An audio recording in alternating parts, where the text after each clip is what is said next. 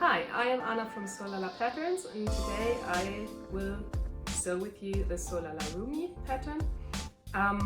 It's a top or a dress, depending on which design you choose. You have the option to sew an elastic waistband, and also you can choose between two heights for your neckline. For the neckline there are, as I said, two options. One is ending about where my t-shirt ends right now. It's a V-neck, and the other one ends 6 centimeters deeper. So please check with your front pattern piece where you would like your neckline to end so that it does not go too deep. Do this pre-cutting. This is something I recommend because if you went for the lower one and it's too low for you, there's nothing you can do about cutting a new pattern piece. If you would like to sew a set that is matching with a skirt and the RUMI top, you can use the top as it's given in the sewing pattern, and you can create a skirt with the help of a reel that I created on my Instagram channel that shows you how to hack the RUMI dress pattern into a skirt. Talking fabric. I have already pre-sewn 3 different fabrics into a RUMI top or a dress. So I made the dress using a really lightweight viscose fabric. It's a smooth ride. This is a lightweight to mid-weight cotton. It worked well. And this one is a little bit of a thicker cotton quality. And because the neck bind is a little bit narrow, so it gets tricky if your fabric is too thick, I will recommend, and it's actually something that you can always do to shrink down your yardage, if you just pick a different fabric scrap from your stash that works well. I recommend something lightweight like viscose, and that you just sew your neckbind using a different fabric. It won't show at the end if you wear the garment, so it does not have to be super matchy-matchy. It can be something totally different. If you work clean and well, it won't show. The RUMI pattern features a special kind of working the sleeve. It's a set-in sleeve that is worked on full. So you have it doubled here. I really like this because you don't have to worry about if your sleeve finish is really nice, because it's just as nice as it can be. So you just have to set in the sleeve, which is also a smooth ride because it's not, you don't have to hold it in here. Yeah. The pattern in general is a quick sew, and it will be definitely a wardrobe staple. Before we start sewing the RUMI pattern, I would like to give you some general information about fitting it to your own personal body. So if you're smaller or taller than I am, you can adjust your height at the sewing pattern either at the waistline, it's in between those two lines for the elastic casing, or at the hemline if you like to have the skirt longer or shorter, please.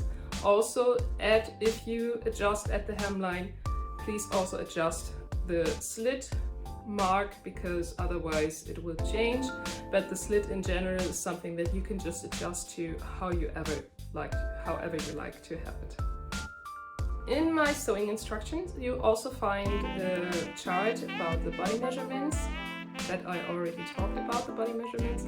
Also, if you are not sure which size to pick, if you're in between sizes, I would recommend to go for the smaller one, to size down, because it has really much ease.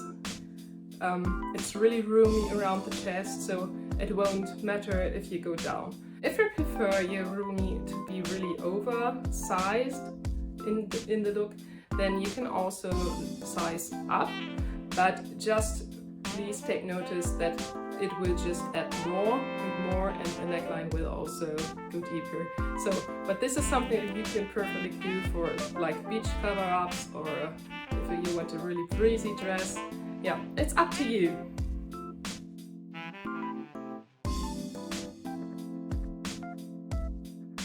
Before you start sewing, you have to check if you have cut out all the pattern pieces that you need, and if you also transferred all the notches and marks. So we have 2 pieces of the back. We have 2 sleeves, both cut on fold. Here's the fold. We have the neckbind. We have 2 pieces of the front, also cut separately. And if you opt for the elastic waist, you also need the pieces for the casing. I will show you how to sew the basic top today. Before we start to sew the center back seam, I ask you to fuse with either edge tape or a pre-cut fusible interfacing the rounded neck on both pieces and the long line in front of your neckline. This is important because it's cut on bias, and if you sew it without having it fused, it will just stretch out and you won't have a nice neckline. So do it on those 2 pieces, do it on those 2 pieces, just for the neckline.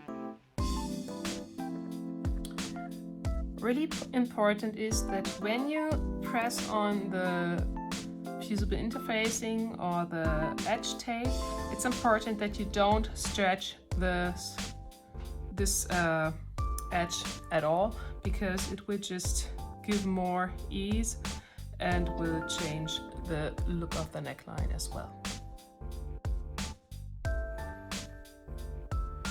Finish off the edges of the shoulder, the side and the back center, as well as on the front piece.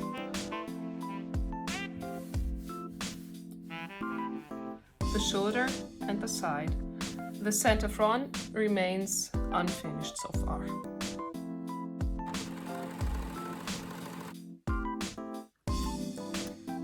Now you pin together the center back of your both back pieces. And after finishing the pinning, you will sew with 1 centimeter of seam allowance both of those pieces together.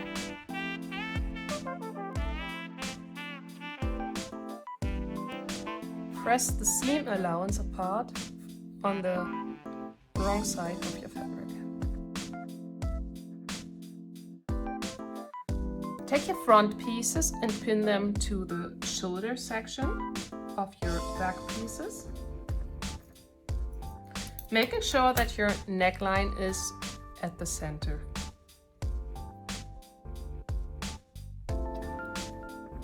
You will sew with 1 centimeter seam allowance, and if you have a fabric that is a little bit difficult to cut, it might happen that the edges aren't the same length, so you will just, while pinning, stretch them slightly and pin them like that.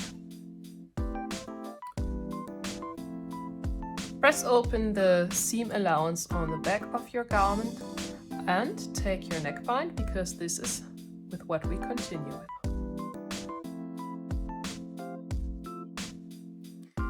Your neckbind has 3 notches, 1 in the center. This one will meet the center back, and 2 a little bit more on the sides. Those are meant to meet the shoulder seams. So you pin it with the notches to the open edge of your neckline, starting with the center back notch, match it, pin it. Then you'd catch the first notch for the shoulder seam, match it, pin it. And you might realize that the bind is a little bit shorter and has a little pull on it. This is usually because if you don't have pull on the neckbind and you just sew a fabric with the garment together that is the same length, your neckline is at risk to kind of get wider while wearing it. So you prevent this by having a little pull on the neckbind, and you just pin it, and afterwards you sew it like described in the instructions with a 0.5 centimeter seam allowance. You might realize the same in the front neck section, that the bias is always kind of pulling together the garment fabric, and this is good because this means that when you wear it, it won't stretch out as well.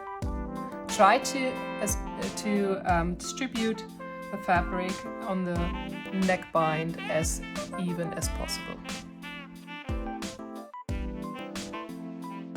You will sew with 1/2 centimeter seam allowance.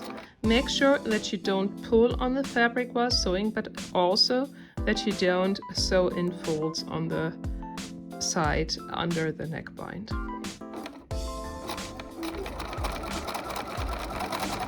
Press the bind away from the fabric and understitch it right next to your seam line.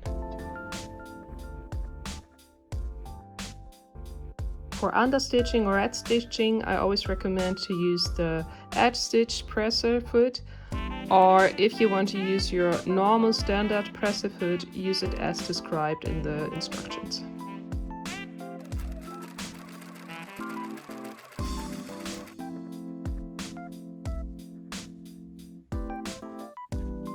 Next is to kind of wrap around the neckbind around the seam allowance. So you fold it over the seam allowance on the wrong side of your fabric, and then you fold this again over to the wrong side of your fabric.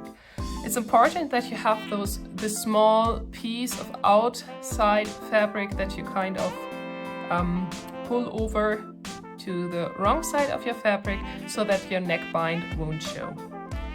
Same I would recommend to do next on the shoulder seams. Again, turn around and pin, and then you kind of fill in at the space in between those two pins. Make sure that you have the same width of the neckbind at all places. This is important because when you sew, the seam will show on the right side of your garment, and you want to have it even with the distance to the neck edge.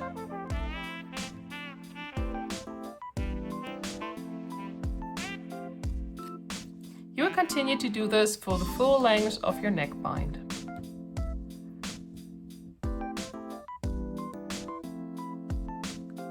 Next step is to sew the neckbind to the fabric and to finish the neckline with a step. Make sure that your neckbind has the same width all over the neckline, especially at the end and at the beginning of your neckbind, because this will be the part where the seams will be joined and where it's visible if you didn't work properly.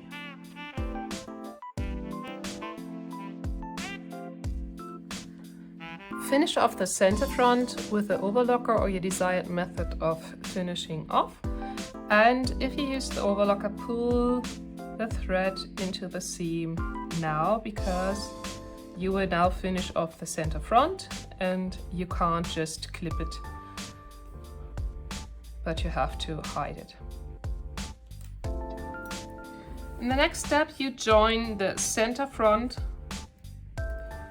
and here you have to make sure that the seams of your neckbind really get in the same spot, so that you have a nice finish here at the tip of your neck. So I will always do one pin directing in the same direction as the seam from the neckbind to make sure it's fixed on both sides on the seam line, and then I would just continue to pin the rest of the center front, and I will sew with 1 centimeter seam allowance. At the tip of your neckbind, it's really crucial that you take care that you put your fabric under the machine in an enlacement for the 1 centimeter mark on your machine plate. This is crucial because otherwise you won't have 1 centimeter seam allowance at the diagonal top of your tip. So make sure that you sew it like this.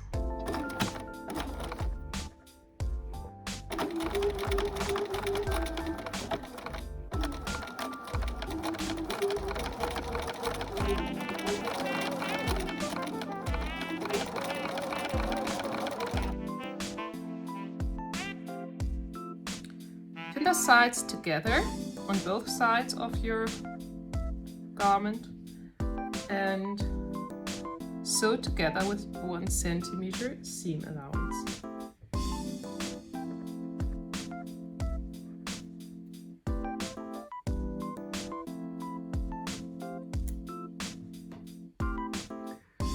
Press open the seam allowance also on your side seams of your garment.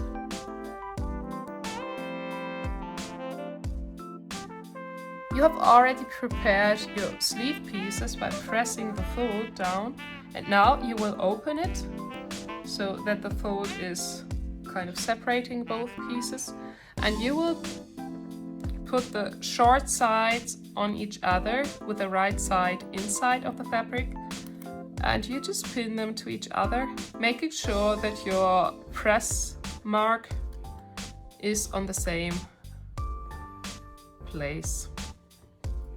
Then you sew with 1 centimeter seam allowance. Press open the seam allowance and fold back into folded state. Now it's time to baste together the open edges so that they won't move when you set in the sleeve.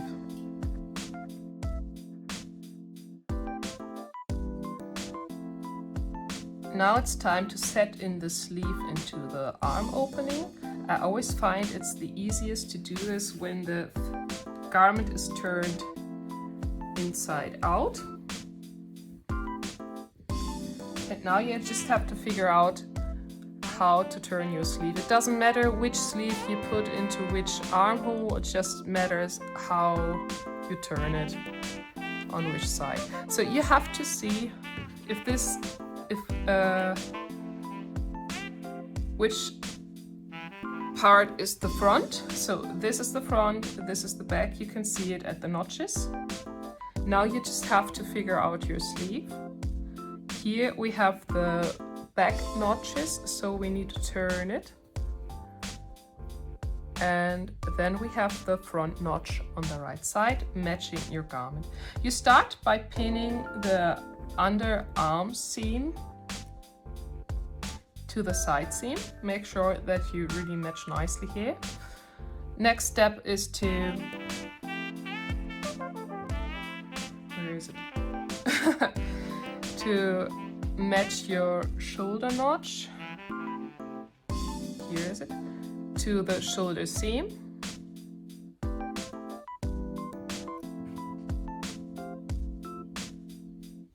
And then you just fill in with needles. There is no need to gather at the top of the shoulder or something. The sleeve is really nicely fitting in. You should just take care that you don't pull while sewing again. It's basically an enlargement of the shoulder section, so no need for gathering while setting in the sleeve. You see, it's a really smooth sail, and you continue the same way with the other sleeve.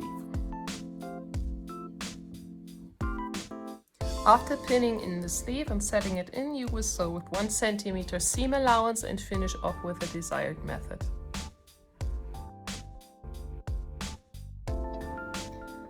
After setting in the sleeve and giving it a good press, when you have a look at your t-shirt or your top when it's laid flat, it should be a straight line, continuing the shoulder seam without having an edge or corner or something here. So it should be really straight if you did a good job.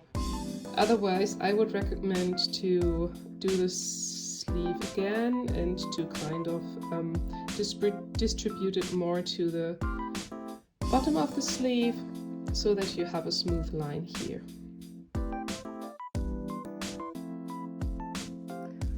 Last step to finish off your RUMI top is to form the hem. This happens by folding in 1/2 centimeter and folding over 1/2 centimeter. So it's a little bit like when you form the neckband. Pin 1/2 centimeter and again 1/2 centimeter and pin. When you finish pinning around the whole hemline, you will sew with the edge stitch and then you're done.